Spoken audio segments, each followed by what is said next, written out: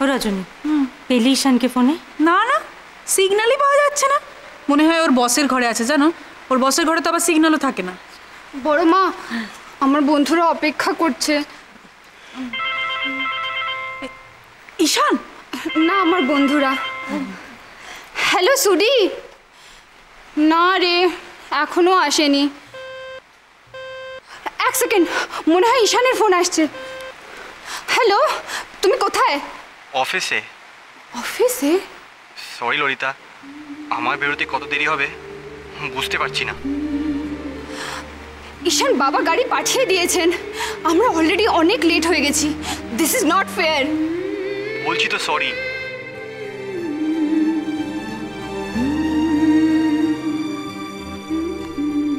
কি রে, কি হলো? এখনো বেরোয়নি, কখন বেরোবে কোনো ঠিক ঠিকানা নেই। ঈশানের ফোন নাকি দেখতো? হ্যাঁ, আমাকে দিত। কি হয়েছে কি ঈশান? ও বড় মা, খুব ঝামেলায় ফেসে গেছি। আজকেই কাজটা শেষ করতে হবে। তুমি একটু ওকে বোঝাও না বড় মা। ঠিক আছে, তুই একটা কাজ কর, তুই অফিসের কাজ সেরে ললিতাদের বাড়িতে চলে যা। আমি ললিতাকে পাঠিয়ে দিচ্ছি। থ্যাংক ইউ বড় মা।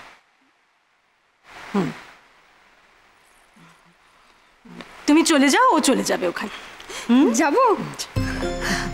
মা, দিদি ভাই আমি আসছি। দাঁড়াও তো ললিতা। হ্যাঁ দিদি ভাই, এটা তুমি কি করছো? অষ্টমঙ্গলায় জোরে যেতে হয় তো। বাবা, অবস্থা বুঝে তো ব্যবস্থা নিতে হয়। তুমি চলে যাও, আর তুমি মনে করে ঈশানের সুটকেসটা সাথে করে নিয়ে যাও। মা, তাহলে আমি আমাদের সুটকেসগুলো ড্রাইভারকে বলি গাড়িতে তুলে দিতে। আসছি। ও ললিতা, বলছি যাওয়ার আগে মাকে আর ছোট মাকে একটা প্রণাম করে যাও। উরি বাবা, থাক থাক, সাবধানে যাও। কি করছো কি ললিতা? যাও, দেরি হচ্ছে তো। টাটা। না না, এটা কিন্তু ঠিক হলো না দিদিভাই। একটা শুভ কাজ। ও বাবা রানু, তুই তো এতক্ষণ ধরে ওর জন্য মন খারাপ করছিলিস। তাহলেও দিদিভাই অষ্টমঙ্গলে এখন মনে আর কোনো খুঁতখুত রাখবি না। বিয়ের পরে পরে বাপের বাড়ি যাওয়ার জন্য মেয়েদের মন কিরকম আকুলি বিকুলি করে বলতো?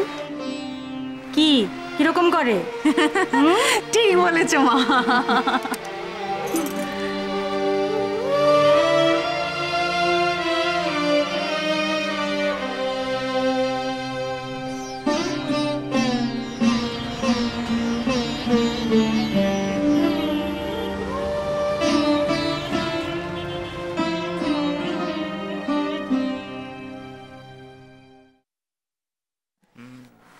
দাদা, হলো? এই তো সবে শুরু হলো। এই শোন, আমি আর পারবো না, ব্যাস। এই পারবো না বললে চলবে? নে নে নে, বড় দাদা কত পুণ্য করছিস বলতো। খালি আয়েস, তাই না? সব সময় তোমার শুধু একটা জমিদারি ভাব ইন্দ্র, আর একে ওকে দিয়ে গা হাত পাটে বানো। দাদা চাঁদা না, দেবো না। হিংসে। তুই দে দিবি না, একদম দিবি না। দে না। হ্যাঁ না না। ও কি হলো? আরে চা ঠান্ডা হয়ে যাচ্ছে তো। চা না, দেবো না। দিল না তো। আমি জানতাম তো মেয়েদের এই যে মুডটা কখন যে খারাপ থাকবে এবং কি কারণে খারাপ থাকবে, এইটা আমি কোনোদিন বুঝে উঠতে পারলাম না। কমপ্লিকেটেড সমস্ত। কি? ঈশান মানে ঈশান তো গেছে শ্বশুর বাড়িতে। তো শ্বশুর বাড়িতে এখনো কত দূর গিয়ে ওদের এই শিখা, এদিকে শোন, কত দূর গেল দাদা? বলছিস না না না না না, পৌঁছে গেছে। আমি খবর নিচ্ছি। পৌঁছে গেছে। এই সময় যদি ঈশান আর ললিতা আমাদের মাঝখানে থাকতো তাহলে কত মজা হতো, তাই না? হ্যাঁ, এটা কিন্তু ঠিকই বলেছে। বল দোলন। হ্যাঁ, ইস ললিতাটা কি রে, একা একা ড্যাং ডেঙিয়ে চলে গেল অষ্টমঙ্গলায়। আচ্ছা দিদিভাই, হ্যাঁ, ললিতা একটু কেমন অদ্ভুত ধরনের, তাই না? অদ্ভুত নয়, খুব সুইট। আমার তো নতুন বৌদিকে খুব ভালো লেগেছে, একদম ক্যাজুয়াল, কত হ্যাসেল ফ্রি। না না, আমি তো খারাপ বলিনি ললিতাকে। আসলে ললিতা একটু মুডি, ঠিক কেমন সেটা একটু বোঝা মুশকিল। বল। ঠিক বলেছো দিদি ভাই, মানে বেশি খোলামেলাও না, মিশুকেও নয়, একটু বেশি লাজুক প্রকৃতি, তাই না? লাজুক মানে বলছিস বিয়ের পরের আড়ষ্টতা? না রে, আমার মনে হয় ও ইচ্ছে করে আমাদেরকে একটু এড়িয়ে এড়িয়ে চলতে চায়। ছি ছি ছি ছি ছি ছি, তোমাদের লজ্জা করছে না? ঈশানের বউটাকে নিয়ে এরকম পিএনপিসি করছো? ছি। এই শোনো, এটাকে পিএনপিসি বলে না, আমরা নতুন বউ কেমন সেটা একটু বোঝার চেষ্টা করছি। কেমন আবার? ললিতা তো ভালোই, ওই তিলওয়ালা মেয়েটা হলে ভালো হতো। ভাব, দাদা ওর সেকেন্ড হাজবেন্ড হতো।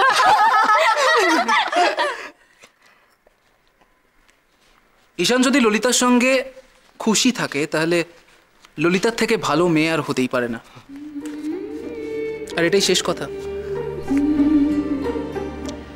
আর অ্যাজ ফার এজ ললিতাকে নিয়ে যা কনফিউশন যা রয়েছে, তো মানে মেয়ে মাত্রই বড় বেজায় জটিল জিনিস, এটা কেউ বুঝতে পারেনি কখনো, তো এটা নিয়ে তো সেরকম কোনো দাদা শোন শোন, একটা ইয়ে ছিল। দেখি দেখি দেখি একবার দেখি। এই যে কি ইন্দ্র, তুমি এখনো আমাকে বুঝতে পারোনি? হ্যাঁ, তুমিও না? এই শোন, সবসময় হিহি করবি না, তুই আমাদের দলে, মেয়েদের দলে, বুঝেছিস? হ্যাঁ হ্যাঁ, তুই আমাদের দলে। এই এক মিনিট, দলাদলি হচ্ছে কেন? ঝগড়া হবে নাকি? হ্যাঁ, মেয়েদের মন বোঝা খুব কঠিন, তাই না? এটা একটা রাবিশ এক্সকিউজ। ঠিক বলেছো। সবাই নিজেদেরকে চালাক ভাববে না একদম। এই বল বল। দিদি ভাই শোনো, বিয়ের আগেও সব মেয়েদের মন বুঝতে পারতো, যেই বিয়েটা হয়ে গেলে তখন নাকি আমার মন বুঝতে পারি না, তখন দাদা তোমার মন বুঝতে পারে না। আর বিয়েতে আমাদের কম কথা শুনেছে, বলে কি বড় বড় রেস্টুরেন্ট, তারপরে দামি দামি জিনিস তুমি আমাকে দিয়েছো। আজ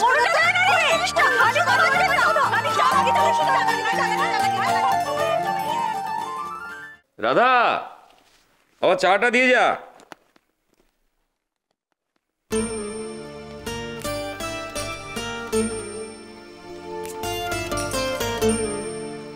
কি এবার জুস? ওহো, ললিতার জন্য? আরে না গো, তোমার জন্য। আমার জন্য ফ্রুট জুস? তুমি পাগল হয়ে গেছো? তুমি জানো না অফিস থেকে ফিরে এই সময় আমি চা খাই? দাঁড়াও দাঁড়াও, অফিস থেকে ফেরার পরে তোমার শ্রীমুখের দর্শন তো পাওয়া যায় না, সবকিছু তো রাধাই নিয়ে আসে। কি ব্যাপার বলো তো? ওমা, কি আবার ব্যাপার হবে? আমি ভাবলাম সারাদিন তুমি কত খাটাখাটনি করো, তোমার একটু ফলের রস খাওয়া দরকার। সব বড় বড় লোকেরাই তো খায়, আহা, আমার স্বামী খাবে না কেন? শোনো শোনো, প্রথম কথা, আমি বড় বড় লোক নই, আর দ্বিতীয় কথা হচ্ছে ফলের রসটা সকালবেলায় খায়, সন্ধেবেলায় খায় না। ওমা খায় না বুঝি? না। আরে রাধা, কোথায় গেলি? আমার পাজামা পাঞ্জাবিটা নিয়ে আয়। তোমার পাজামা আর পাঞ্জাবি এটাও তুমি নিয়ে এলে? রাধা কি বাড়িতে নেই নাকি? আচ্ছা, বাড়িতে থাকবে না কেন বলো তো? হ্যাঁ, তুমি কি মাঝে মাঝে ভুলে যাও নাকি আমি তোমার স্ত্রী? তোমার সব দিকে খেয়াল রাখাটা আমার কর্তব্য। আচ্ছা, তা হঠাৎ আজকে গরিব পতিদেবের প্রতি এত ভক্তি? আজকাল তো সারাক্ষণ দেখি তুমি তোমার ওই আদরের বৌমাকে নিয়ে ব্যস্ত। না মানে তোমার তাই থাকা উচিত। তাই থাকা উচিত না বলো? হ্যাঁ, মানে ললিতার যা যা দরকার সেগুলো তো আমাদেরই দেখা উচিত। নিশ্চয়ই। ললিতা যা চাইবে, ওর যা যা প্রয়োজন, ও তো মুখ ফুটে বলবে না, আমাদেরই দিতে হবে। অবশ্যই।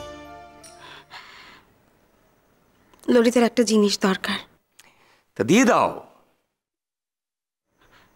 তুমি আগে বলো, তুমি না করবে না? আমি না করতে যাব কেন? না না, তোমাকে আগে কথা দিতে হবে, তবেই আমি বলবো। রানু, সারাদিন খাটাখাটনির পর অফিস থেকে ফিরে এই হিয়ালে আমার একদম ভালো লাগছে না। পরিষ্কার করে বলো কি হয়েছে। তুমি আগে কথা দাও না। ঠিক আছে, কথা দিলাম, এবার বলো কি চাই। এসি। এসি? ললিতার জন্য। ওগো বধূ